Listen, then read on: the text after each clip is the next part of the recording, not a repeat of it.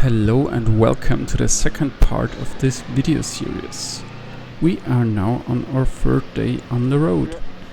After a rainy night and an excellent breakfast, we set off again in the morning. Unfortunately, a small mistake crept into our brilliant plan.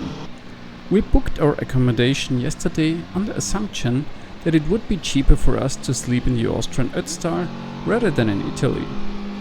But we didn't realize at this point that we actually wanted to ride over the Stelvio Pass, which connects Italy with Switzerland.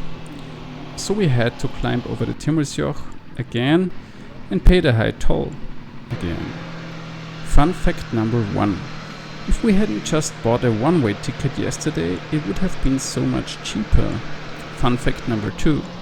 By paying the toll twice and considering the significantly higher restaurant prices in Austria, we saved exactly nothing on balance. The only good thing about it was that we could ride the Timmersjoch a second time. So much fun for us in the early morning.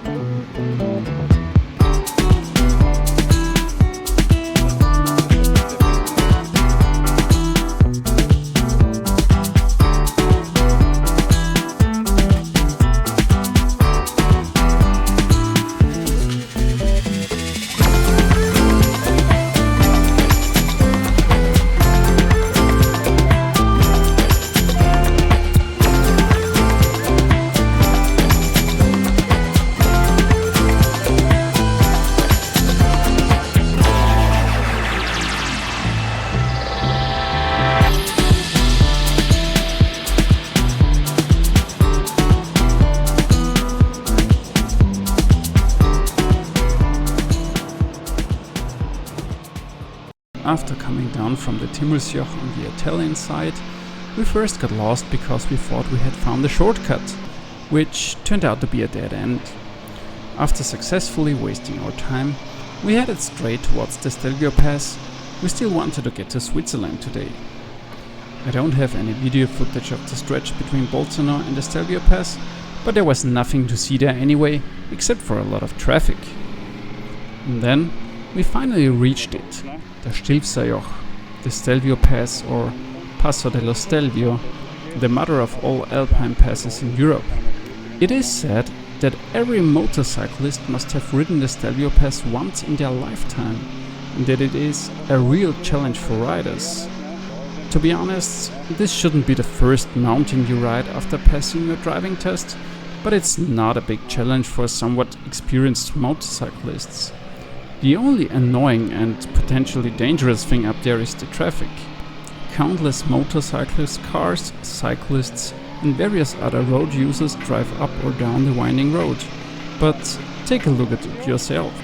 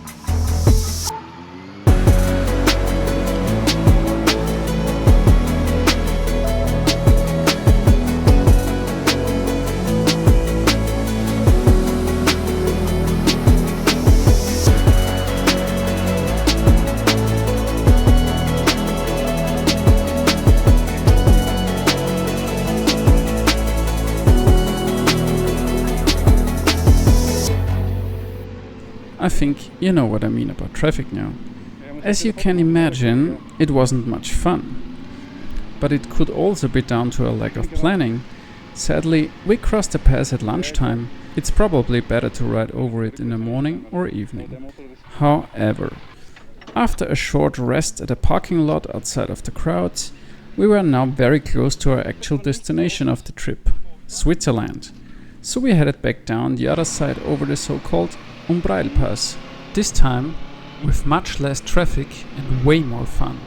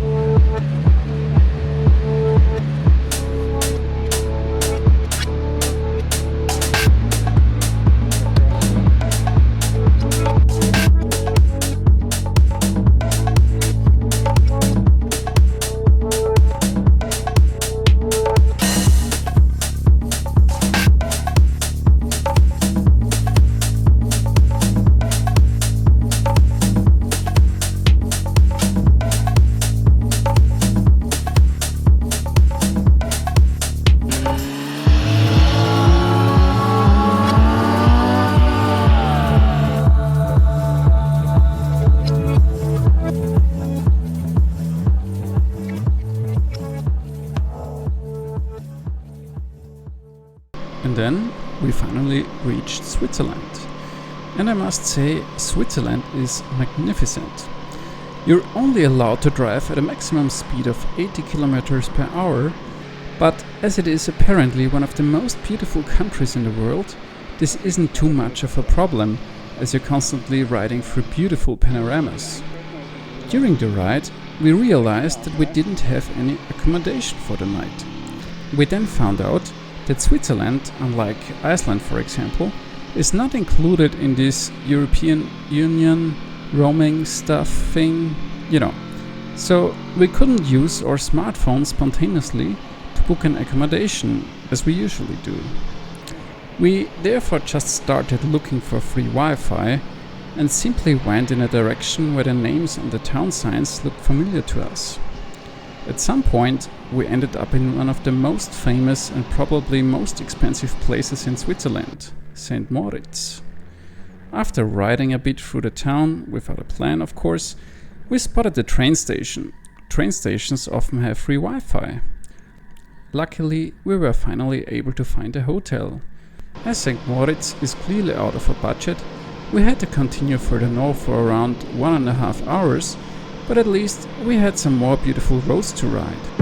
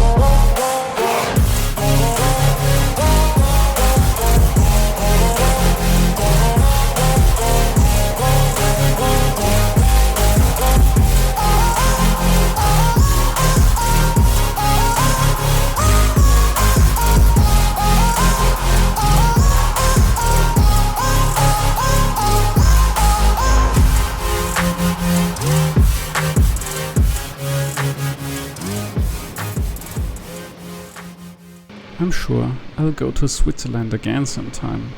Wonderful views, perfect tarmac and beautiful bends.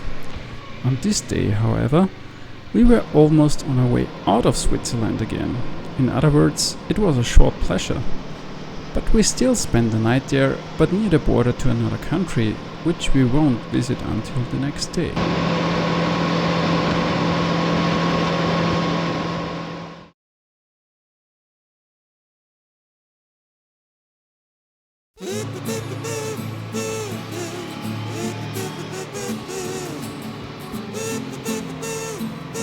So, day 4 has begun. After spending a relaxing night in Switzerland, the next road took us straight to the next country, Liechtenstein. It only took us about 15 minutes from our hotel in Switzerland to arrive in the small but beautiful country. We didn't realize we had crossed the border until we saw cars with these cool black license plates. In Liechtenstein, there is only one relevant, let's call it a mountain road, which of course we wanted to ride.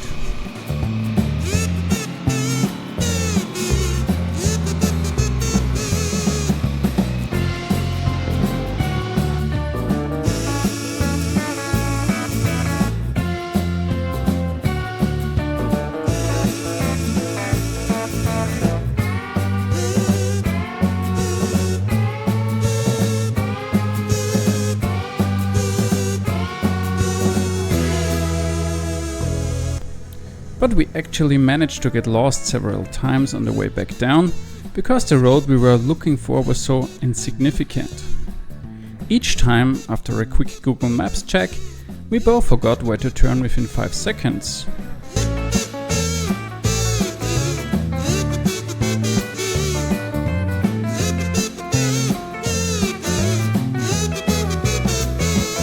In this picture, you can see how many times we were at a particular junction. Manuel's tracker recorded our failure wonderfully. But eventually, we found the right road and made our way back to Austria, to the westernmost province, Vorarlberg.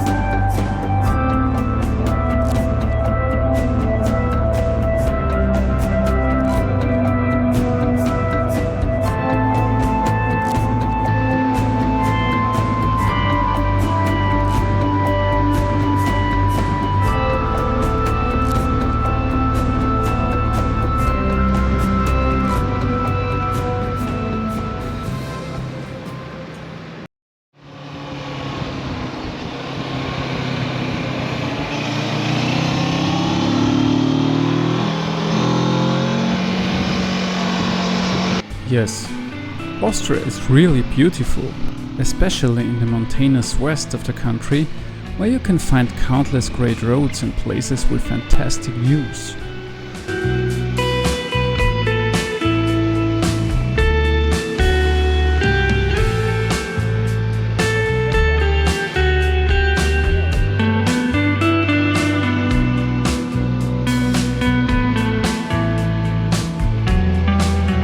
From now on, our journey only took us eastwards towards home, and after a while, we had another brilliant idea.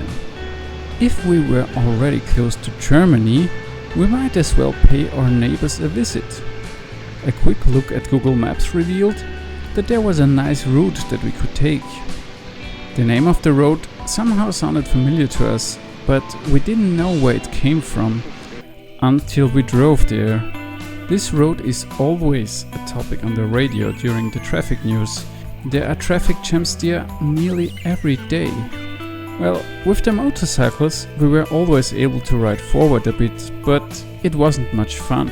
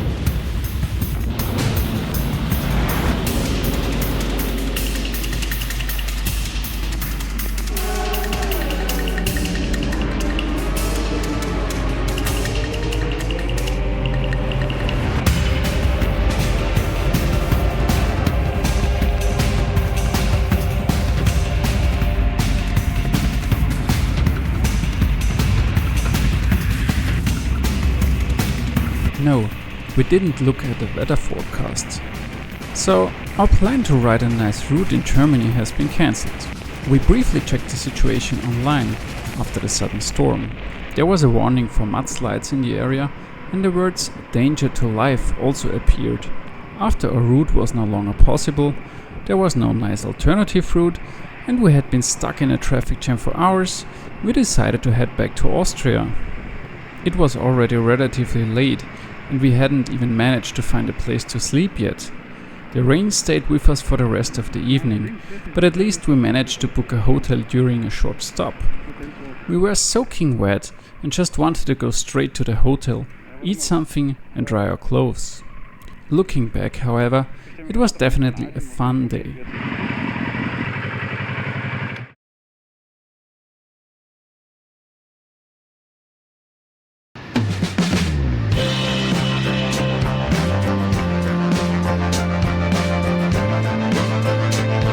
The fifth and final day of our short trip had begun. Our only goal today was to get home safely and quickly. The morning greeted us with rain again. It wouldn't have been a typical trip for us if we'd only had nice weather. My clothes were still a little wet from the day before, but complaining doesn't help, so we started the day in a good mood. Since we didn't really feel like driving home on the highway, we at least tried to find a more or less decent route that would be fun to ride.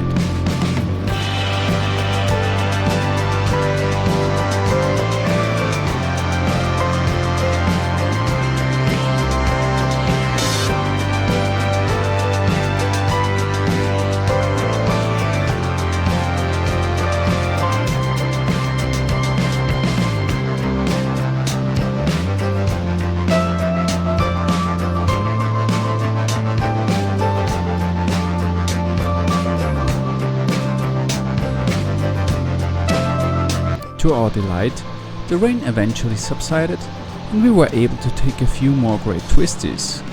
We also barely stopped and there were no delays on the way home. We are really lucky to live in such a beautiful area.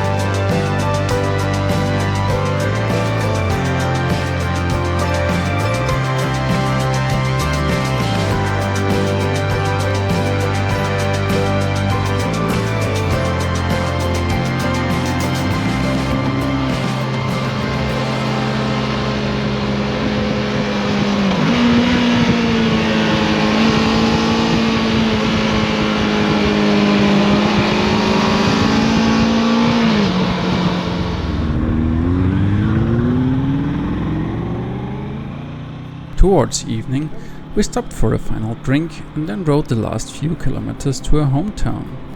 At some point, however, we had to say goodbye, although we decided that we wanted to do another tour next year at the latest.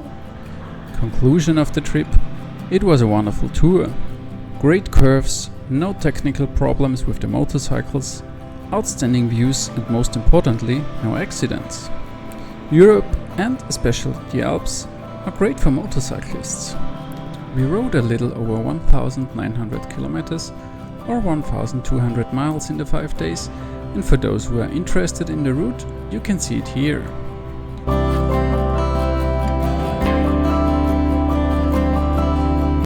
With this in mind, I would like to thank you for watching.